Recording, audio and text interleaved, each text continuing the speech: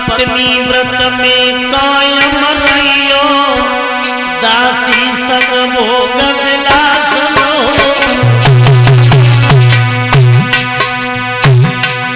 मेरी बिटिया तुम्हारी पत्नी बन के जा रही है और दासी बन के जा रही है शर्मिष्ठा, लेकिन सपने में भी मेरी बेटी के अलावा जब दासी से तुम्हारी गलत निगाह नहीं हो जाए।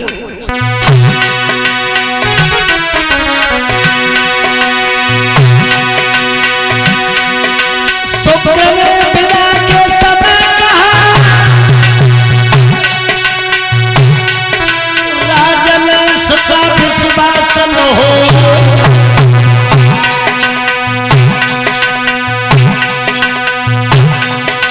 पत्नी व्रत में कायम रहियो, दासी से भोग विलास लो।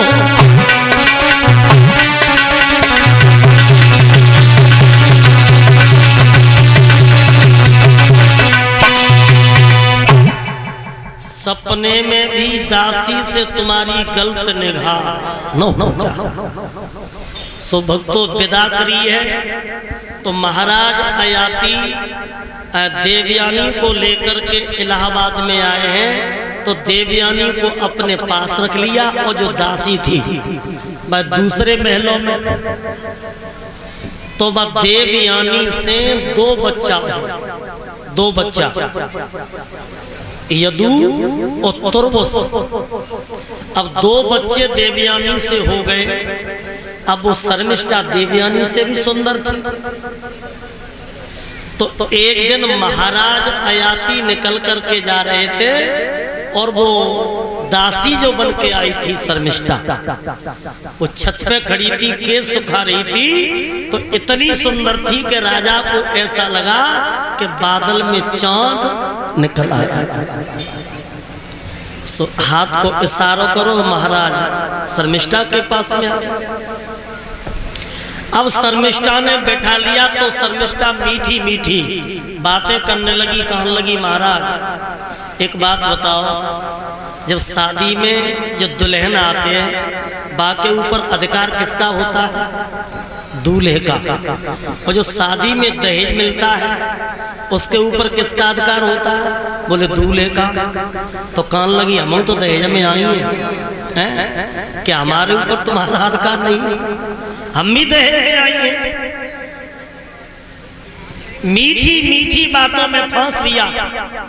अब तो भक्तों राजा दिन प्रतिदिन दासी शर्मिष्ठा के पास आने लगे, और जब आने लगे तो एक दिन राजा ने शर्मिष्ठा को पास में बुलाया और बोले, मेरी दिल की देवी बात सुनो, और तेरी सूरत पे हम फिदा हैं, हम फिदा।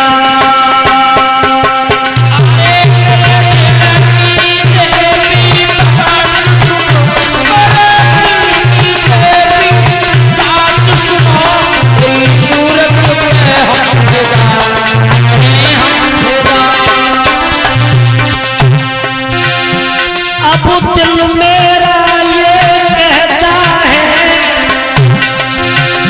अब दिल मेरा ये कहता है, और मैं तुमसे होंगे जुदा होंगे।